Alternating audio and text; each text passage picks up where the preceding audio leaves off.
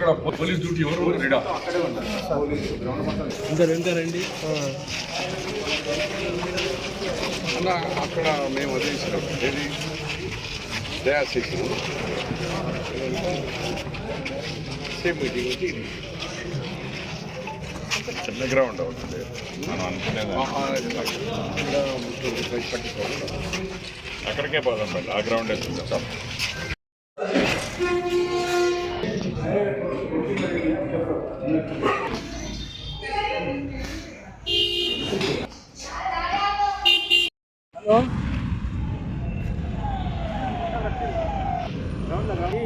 ఇద్దరు కనిపించారు.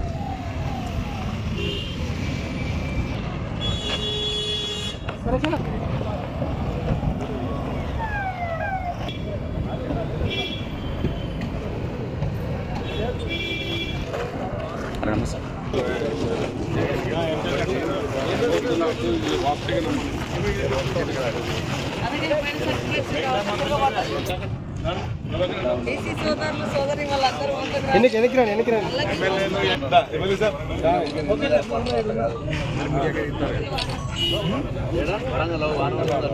కొంచెం వెనక అందరూ కొంచెం వెనక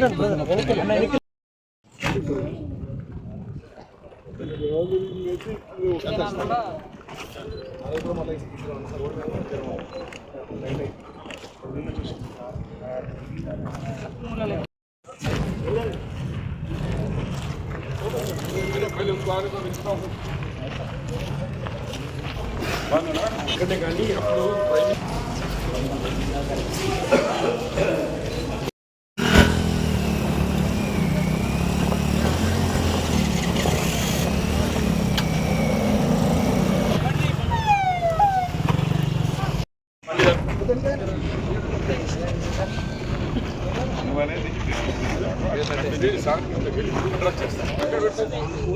హలో సెల్ ఫోన్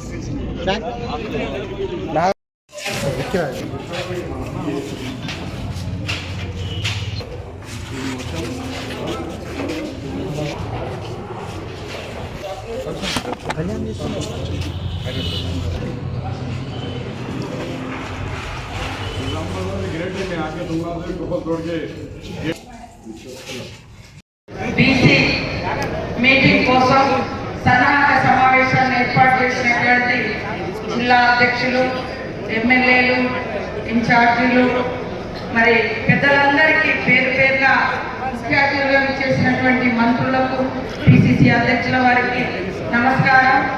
గ్రామాలలో, మండలాలలో, నియోజకవర్గంలో లీడర్స్గా పనిచేస్తూ పార్టీకి, ప్రభుత్వానికి, ప్రజలకు వారధులుగా పనిచేస్తున్నటువంటి నాయకులకు అందరికీ హృదయపూర్వక స్వాగతం.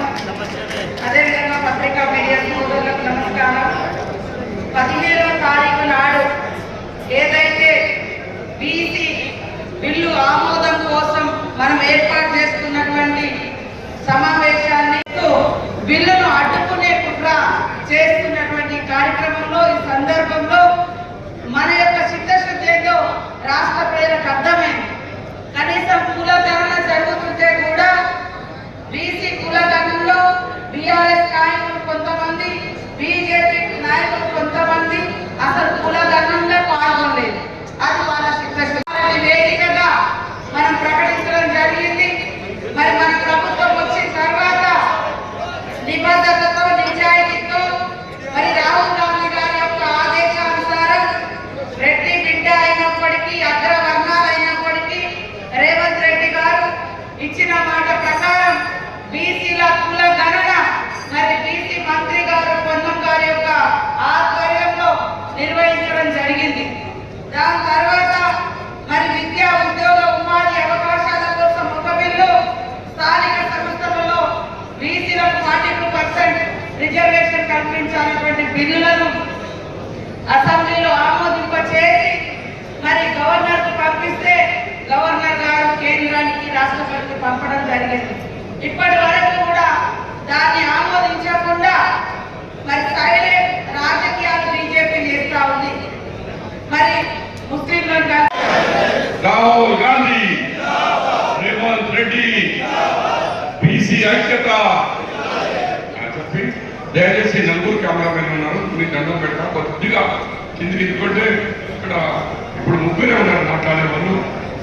ఇప్పుడు సీతక్క గారు మాట్లాడతారు, పొంగిరెడ్డి శ్రీనివాసరెడ్డి గారు, మన అధ్యక్షులు